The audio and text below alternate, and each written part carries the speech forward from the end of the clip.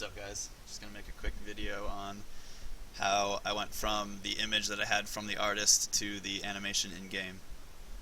So this is the image that I had from the artist. It wasn't split up into different pieces or different layers or anything like that. I had to do it myself, so that's why it doesn't really look that great.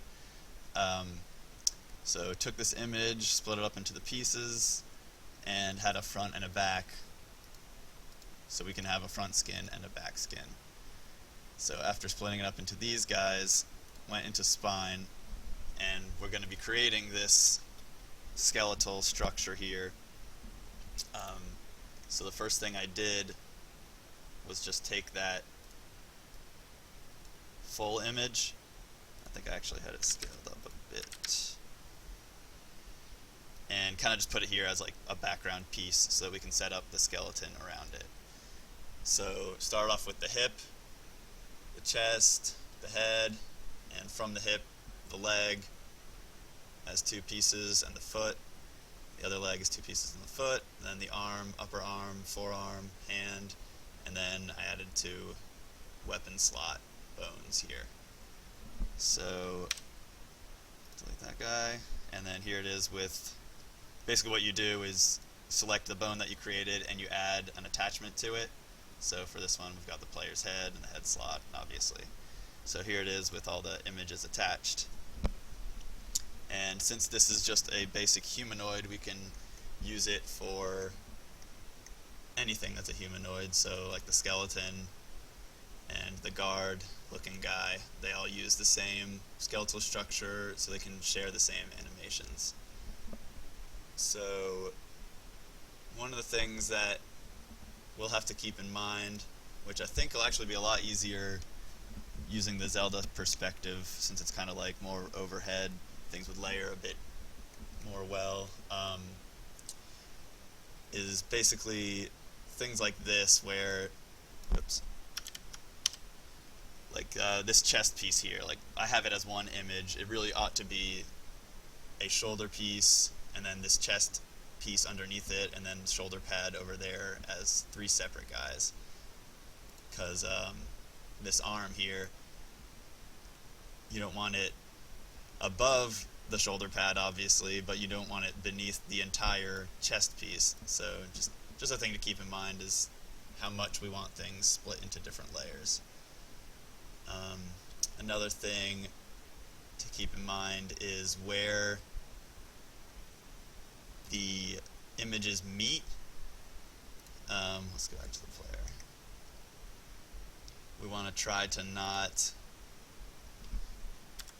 make it obvious like where the images end and the next one begins for the different body parts. So like for this one, the arm piece here has a bit of black down at the bottom of it, and that kind of blends in with the black of this piece here, so that when you rotate it, you don't see an obvious ending of the top piece and an obvious beginning of the forearm piece there. And another easy way to do that would be just like overlapping armor or whatever. Like if this shoulder actually extended down to this white part, extended down to where the elbow is, it could just cover, and this would be completely underneath physically.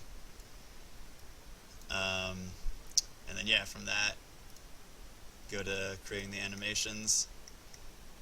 Let's give him a sword.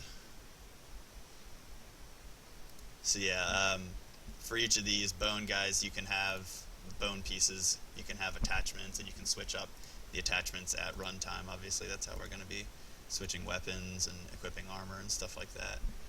So let's see. Okay, so this is actually another thing just to note is the drawing order is actually contained in the animations, not in the actual skins. So when you do like the back and the front, or when I do the back and the front, I have to make a version for each of those animations. Hold on a second here. It's like here I had it on the back animation, so that arm is in the wrong place there, so we switch back to the forward one, and that looks a little bit better. But yeah, just like another thing, obviously this doesn't look that great how it's kind of overlapping with the scarf piece there. Just like things that we can keep in mind when we're setting up the images. So yeah, from that, basically export it, creates 3 files for you. So this one's kind of for the humanoid, just ignore the dummy guy. This is like all the pieces for all of the humanoid skeletons are on there, the player and the guard. So this is these are the 3 things that we get for the humanoid. The actual images, the atlas that contains the data for the images, like where they are on this file, and then this JSON file that has the actual data about the animations. Alright, so yeah, if you guys have any questions, let me know.